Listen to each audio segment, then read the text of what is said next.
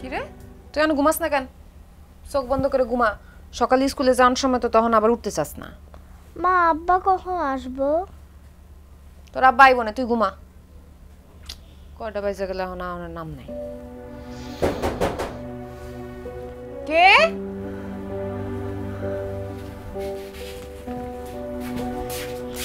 কেডা? খোলো। খুলতাছি। কি ব্যাপার, ঘরে ফিরতে এত দেরি হলো কেন? টাকা কই, টাকা দাও।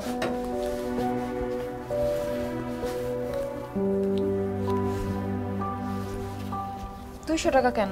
8 টাকা কই? আর নাই। আর নাই মানে? তুমি কি আর কি মারতেছ আমার লগে? কি কথা কইতেছ না কেন? আরে বাবা, ঢাকা শহরের একটা টোকায়ও তোমার তো বেশি টাকা কামায়। আমারে 9-6 বুঝায়ও না, টাকা বাইর করো। আমি বুঝলাম না টাকাটি কোথায় গেছে। তোমার তো বিড়ি সিগারেট পান খাওয়ানোর কোনো অভ্যাস নাই, কোনো খারাপ অভ্যাস নাই, তো টাকা কই যায় তোমার? আচ্ছা সবসময় তো হাউকাউ করে কথা কও কেন, বুঝি না।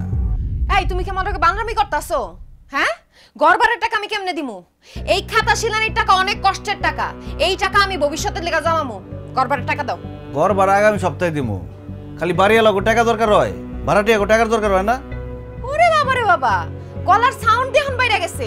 এত সাহস কই থেকে আসে? টাকা দিতে কইছি, টাকা দাও। কইছি তো টাকা দিব না। দিবা না কেন সেটার উত্তর দাও। আমি জানি। কি?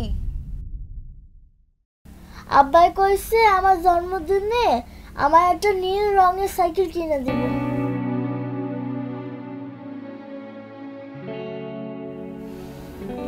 আচ্ছা বাপ, তুই ঘুমা। তুমি ওরে সাইকেল কিনা দিবা এই কথা আমার কাছে লুকাইছো কেন? আমি কি এতটাই খারাপ? তোমার মতি গতি তো কিছুই বোঝা যায় না।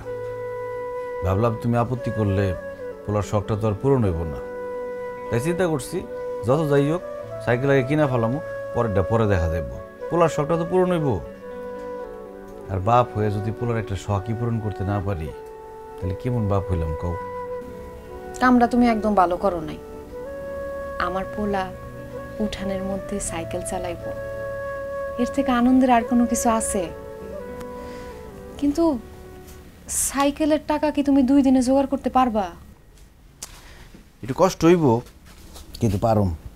দোকানে খুব সুন্দর একটা সাইকেল দেখাইছি, নীল রঙের সাইকেল, 6,000 টাকা দাম।